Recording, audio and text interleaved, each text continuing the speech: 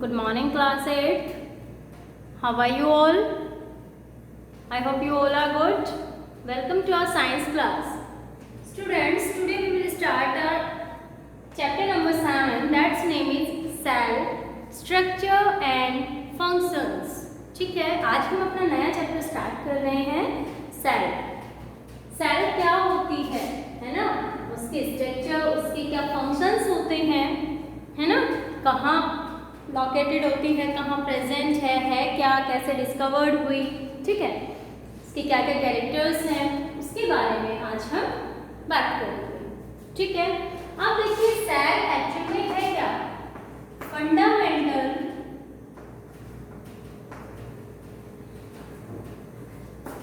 Unit of life.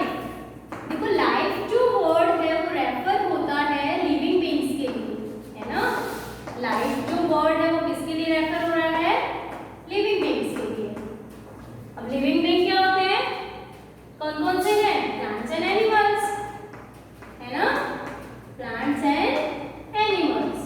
सो जितनी भी living beings हैं, चाहे वो प्लांट्स हैं, चाहे वो एनिमल्स हैं या स्मॉल ऑर्गेनिजम्स हैं, उनकी जो बॉडी होती है, उनका जो ऑर्गेनाइजेशन होता है कंप्लीटली, वो किससे बना हुआ होता है, सेल से. ठीक है, इसलिए हमने फंडामेंटल यूनिट बोला, सेल को हमने क्या बोला, फंडामेंटल यूनिट. यानी कि जो भी लिविंग बीइंग है उनका जो ऑर्गेनाइजेशन है उनकी बॉडी का, वो किसके थ्रू है, smallest unit of our body क्या है, सेल. क्लियर. ठीक है, अब देखिए सेल के बारे में पढ़ लिया कि किसी भी लिविंग बीइंग की जो स्मॉलेस्ट यूनिट होती है उस ऑर्गेनाइजेशन की, वो क्या है, सेल. कैसे डिस्कवर्ड हुई, किसने किया, है ना, और क्या क्या इसके कैरेक्टर्स हैं, देखते हैं हम अपनी क्लास में. सो डिस्कवर्ड किया था इसको रॉबर्ट हुक ने. किसने डिस्कवर्ड किया, रॉबर्ट हुक. ठीक है, इन 1665. कब डिस्कवर्ड हुई, याद रखना है आपको, और किसने डिस्कवर्ड किया था वो भी याद रखना है. अब देखिए रॉबर्ट हुक ने 1665 में माइक्रोस्कोप के डिस्कवरी के बाद, माइक्रोस्कोप के डिस्कवरी के बाद जो सेल है उसको फर्स्ट टाइम ऑब्जर्व किया, फर्स्ट टाइम उसने देखा. क्योंकि देखो माइक्रोस्कोप की नीड क्यों हुई, सेल की स्टडी के लिए, सेल को देखने के लिए. सेल का साइज जो होता है बहुत ही स्मॉल होता है, बहुत छोटी होती है ना. हम अपनी नेक्ड आई से इसको नहीं देख सकते. ठीक है, सो इस टाइम से पहले 1665 से पहले जब माइक्रोस्कोप नहीं था, हमारे पास वो डिवाइस नहीं थी कि हम टाइनी ऑब्जेक्ट्स को जो है एनलार्ज करके देख सके, है ना. सो तब तक हमें सेल के बारे में नहीं पता था. जैसे ही माइक्रोस्कोप की डिस्कवरी हुई उसके बाद रॉबर्ट हुक ने फर्स्ट टाइम जो माइक्रोस्कोप था उससे जो एक थिन लेयर, कॉर्क की एक थिन लेयर को ऑब्जर्व किया, स्टडी की, और उन्होंने वहां पर जैसे बी हाइव के चैम्बर्स होते हैं, है ना, मधुमक्खी का जो हाइव होता है, छत्ता जिसको हम बोलते हैं, वहां पर आप देखते हो हॉल्स बने हुए होते हैं, चैम्बर्स बने हुए होते हैं, है ना. सो उन्होंने कॉर्क की उस थिन लेयर को जब माइक्रोस्कोप के अंदर देखा, एनलार्ज करके देखा, उसको सेट करके, तो उन्होंने देखा कि जैसे बी हाइव के चैम्बर्स होते हैं, ऐसे उस लेयर में बहुत सारे चैम्बर्स बने हुए थे. उन चैम्बर्स को रॉबर्ट हुक ने क्या नाम दिया, सेल. क्लियर, समझ आया. किसने डिस्कवर किया, कब डिस्कवर किया, और फर्स्टली जो ऑब्जर्व किया था वो कौन से लिविंग बीइंग को किया था, कॉर्क की थिन लेयर को उन्होंने ऑब्जर्व किया था. अब देखिए जो सेल है उसके कुछ स्पेसिफिक कैरेक्टर्स होते हैं, है ना. ह्यूमन बीइंग है, चाहे एनिमल्स हैं, चाहे प्लांट्स हैं, सबकी बॉडी जो है वो किससे बनी हुई है, सेल से.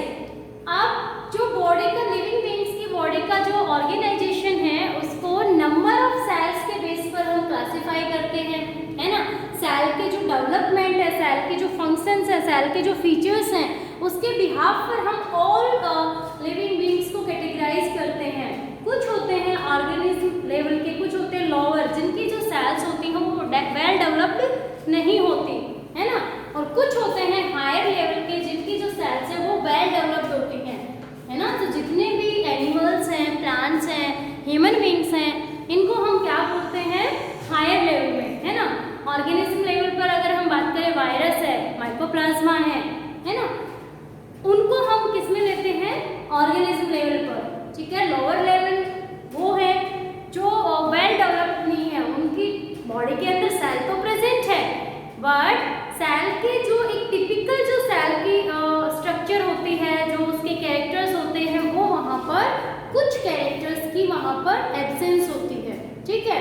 सो उस काइंड के जो ऑर्गेनिजम्स होते हैं उनको हम बोलते हैं लोअर ऑर्गेनिजम्स, ठीक है। इसके अलावा कुछ कैरेक्टर्स होते हैं सेल के, जैसे जो सेल जो होती है कवर्ड विद सेल मेम्ब्रेन, जो सेल है वो सेल मेम्ब्रेन से कवर्ड होती है, एक थिन लेयर सेल को कवर किए हुए होती है, जिसको हम बोलते हैं सेल मेम्ब्रेन। आउटर वॉल होती है सेल मेम्ब्रेन, जो क्या है कि कंप्लीट जो स्ट्रक्चर है, जिसको हमने सेल बोला, उसको इसने कवर किया हुआ है ना। थिन लेयर है, एक बाउंड्री वॉल हो गई, क्या है, सेल मेम्ब्रेन, ठीक है।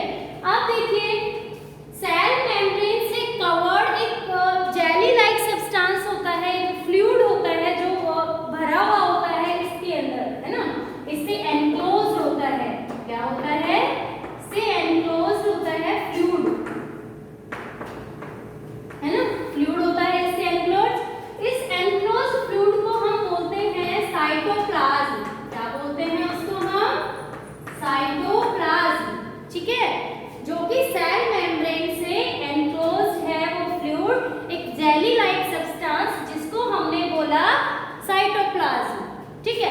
अब इसके अंदर वाटर फ्लूइड है, वाटर की प्रेजेंस भी है, साथ में यहाँ पर स्मॉल बॉडीज प्रेजेंट होती हैं साइटोप्लाज्म में, जिनको हम बोलते हैं सेल ऑर्गेनेल्स, क्या बोलते हैं, सेल ऑर्गेनेल्स या फिर साइटोप्लाज्मिक बॉडीज, ठीक है। इसके अंदर ग्रेन्युलर जो स्ट्रक्चर्स होती हैं, डॉटेड जो स्ट्रक्चर्स होती हैं, उनको हम बोलते हैं साइटोप्लाज्मिक बॉडीज, ठीक है।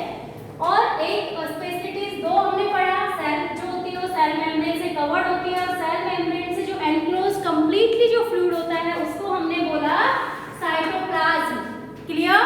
अब देखिए सेल मेम्ब्रेन से कवर्ड जो सेल होती है उसके अंदर क्या प्रेजेंट होता है, सेल के अंदर क्या प्रेजेंट होता है भाई, न्यूक्लियस, एक राउंड शेप स्ट्रक्चर प्रेजेंट होती है सेल में, जो सेल मेंबर से कवर्ड है, यानी कि जो अपना साइटोप्लाज्म है, जनरली सेंटर में, सेल्स के सेंटर में एक राउंड शेप स्ट्रक्चर है, जिसको हमने बोला सेल का न्यूक्लियस, है ना। कैसा है ये, राउंड शेप, ठीक है, न्यूक्लियस। न्यूक्लियस जो होता है वो जनरली सेल के ऑलमोस्ट फंक्शंस को कंट्रोल करता है। सो फंक्शन की अगर हम बात करें, न्यूक्लियस एक इंपॉर्टेंट रोल प्ले करता है सेल के लिए, controls all functions of cell. Cell के जितने भी फंक्शंस होते हैं उनका कंट्रोल किसके अंडर होता है, न्यूक्लियस के अंदर। समझ आया आपको, हमने कैरेक्टरिस्टिक्स पढ़े हैं सेल के, सेल को किसने डिस्कवर किया वो हमने पढ़ा, है ना। रॉबर्ट हुक ने 1665 में, सेल जो होती है वो फंडामेंटल यूनिट होती है लाइफ की, यानी कि लिविंग बींग्स की, चाहे वो प्लांट्स है चाहे वो एनिमल्स है। उसके अलावा कैरेक्टर्स की बात करें हम, सो सेल जो होती है सेल मेम्ब्रेन से कवर्ड होती है, और सेल मेम्ब्रेन से कवर्ड जो जेली लाइक सब्सटेंस होता है, फ्लूइड होता है, उसको हम बोलते हैं साइटोप्लाज्म, ठीक है। इस साइटोप्लाज्म का ही हिस्सा होता है न्यूक्लियस, जो जनरली सेल के सेंटर में प्रेजेंट होता है, राउंड शेप्ड ऑर्गेनल है ये सेल का। और इसका काम क्या होता है न्यूक्लियस का, सेल के जो ऑलमोस्ट फंक्शंस हैं उनको कंट्रोल करना, क्लियर, समझ आया यहाँ तक। अब देखिए माइंड में हमारे आता है, जिस सेल की हम बात कर रहे हैं, क्या सभी सेल्स एक जैसी होती हैं, उनमें क्या क्या डिफरेंसेस होते हैं और क्या क्या सिमिलरिटीज होती हैं। देखो कोई सेल मेम्ब्रेन सब में प्रेजेंट होगी, साइटोप्लाज्म होगा, न्यूक्लियस प्रेजेंट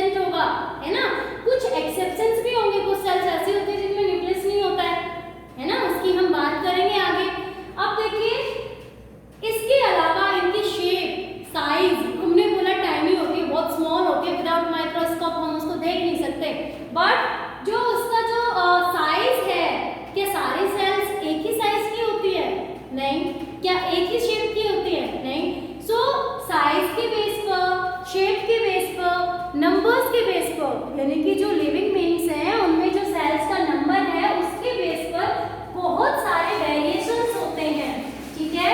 उन वेरिएशंस की हम बात करेंगे, ठीक है। वेरिएशंस किसके बेस पर हम बात कर रहे हैं? सेल्स के अंदर जो वेरिएशंस हैं, साइज, शेप और नंबर। वेरिएशंस जो है किस बेस पर है? साइज। अब देखिए साइज जो है वो डिफरेंट डिफरेंट होता है। 0.1 माइक्रोमीटर, mm से क्या लिखा मैंने? माइक्रोमीटर, ठीक है।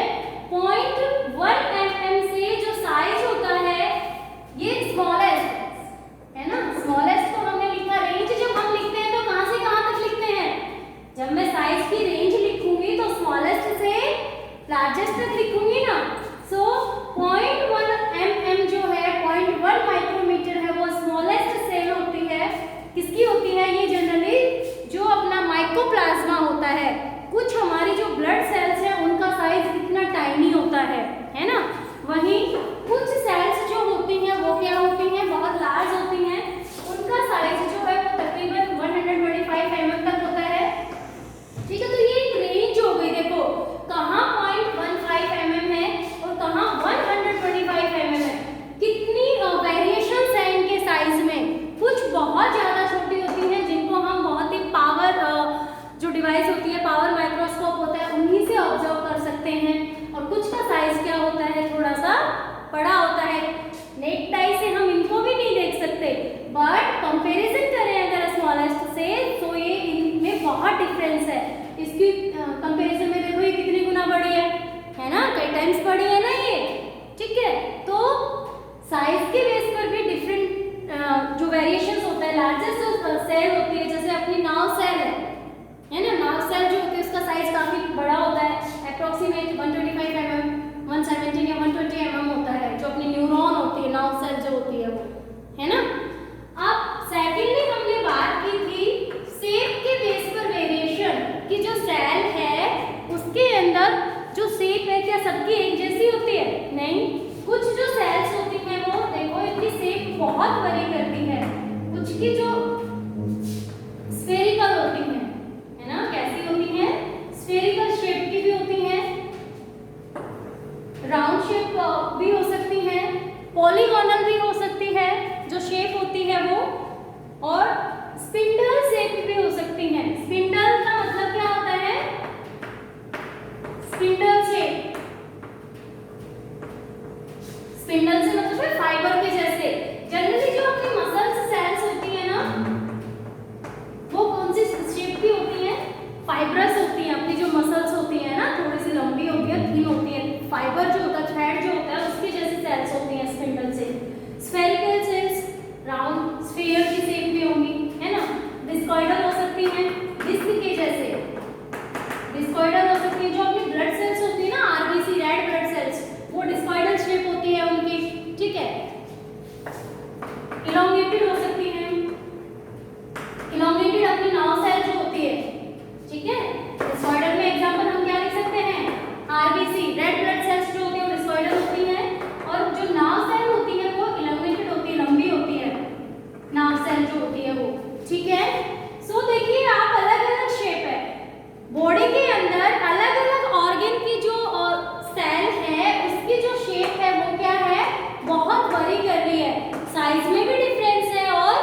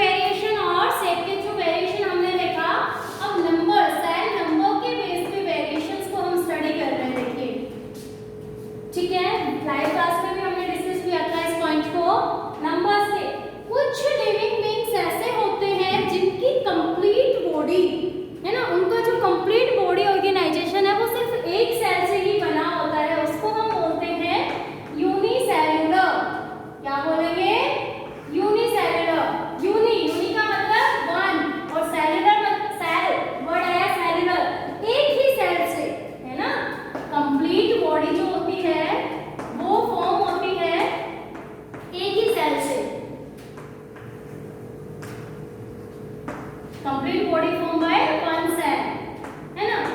जो एक सेल है वो ही बॉडी की जितनी भी बायोकेमिकल एक्टिविटीज होती हैं सारी परफॉर्म करती है, चाहे वो डाइजेशन है, चाहे वो सर्कुलेशन है, रेस्पिरेशन है ना, एक्सक्रीशन है, रिप्रोडक्शन है।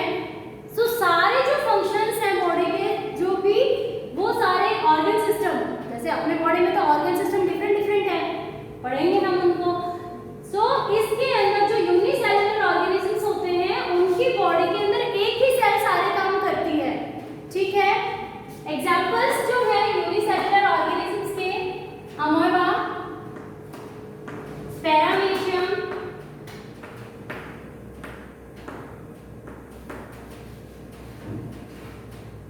यूग्लिना, ये जो है ये यूनिसेलुलर है, यानी कि इन जो ऑर्गेनिजम्स की बॉडी है ये सारे क्या है, प्रोटोजोअन्स हैं, प्रोटोजोआ के मेंबर्स हैं। इनकी जो बॉडी है वो किससे बनी हुई होती है, एक ही सेल से सारे काम। अमोएबा के अंदर डाइजेशन हमने पढ़ा ना, अमोएबा में डाइजेशन कैसे, एक्सक्रीशन भी वही कर रहा है और जो फैगोसाइटोसिस के थ्रू फूड को ऑब्टेन करना है और फिर डाइजेशन जो वैक्यूल करती है वो भी, है ना। ऐसे ही पैरामीशियम है, यूग्लिना है। सो इनकी बॉडी एक ही सेल से बनी हुई होती है, ठीक है। सेकंड जो आता है कंपोजिशन वो आता है मल्टी सेलुलर। नाम से ही पता है, मल्टी मतलब एक से ज्यादा। लिविंग बीइंग्स की जो ऑर्गेनाइजेशन है, बॉडी जो ऑर्गेनाइज हो रही है वो एक सेल से ज्यादा से बनी हुई है। अब जो मल्टी सेलुलर ऑर्गेनिजम्स होते हैं इनमें देखिए क्या होता है ना, जितने भी वेल डेवलप्ड जो एनिमल्स हैं, प्लांट्स हैं, उनमें क्या होगा, सेल्स है, सेल बेसिक यूनिट है ना।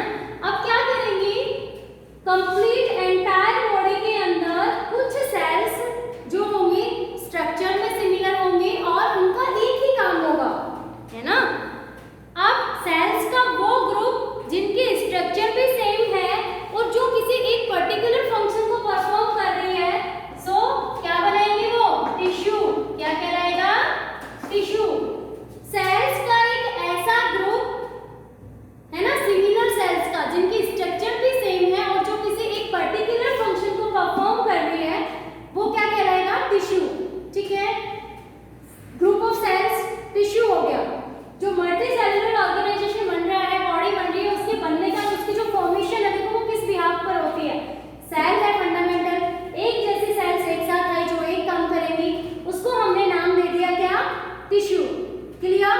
अब क्या होगा, जो टिश्यू है, कुछ टिश्यू एक ही फंक्शन करते हैं, एक जैसे जो टिश्यूज होंगे वो फॉर्म करेंगे ऑर्गन, है ना। हमारी बॉडी ऑर्गन से बनी हुई है ना, डिफरेंट डिफरेंट पार्ट्स, जो बॉडी पार्ट्स हम पढ़ते हैं, जो ऑर्गन्स हम पढ़ते हैं वो ऑर्गन है। सो वो किससे बने हुए हैं, देखो बेसिकली किससे बने थे, सेल से ही बनी है कंप्लीट बॉडी, बट जो एक जैसे सेल्स का ग्रुप था उसने टिश्यू बनाए। अब जो टिश्यू सिमिलर थे, जिनका एक ही काम था, है ना, एक ही पर्टिकुलर फंक्शन को जिनको परफॉर्म करना था, वो एक साथ आए और उन टिश्यू के ग्रुप्स को हमने बोला ऑर्गन।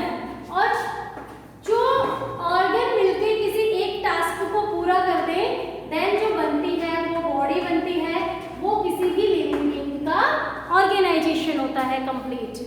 क्लियर बच्चों, समझ आया कि किस टाइप से सेल जो है वो डिस्कवर्ड हुई, है ना, और किस तरह से हम उनको, उसके अंदर जो वेरिएशंस हैं, चाहे वो शेप को लेकर है, साइज को लेकर है या फिर नंबर्स को लेकर है, ठीक है। क्लियर। ओके, नेक्स्ट जो सेल स्ट्रक्चर्स की बात आती है, कैसे इनकी स्ट्रक्चर्स होती हैं, कौन कौन से जो साइटोप्लाज्मिक बॉडीज की हमने बात की वो वहाँ प्रेजेंट होते हैं, उनको हम अपने नेक्स्ट लेक्चर में करेंगे। ओके, तब तक के लिए thank you, have a good day.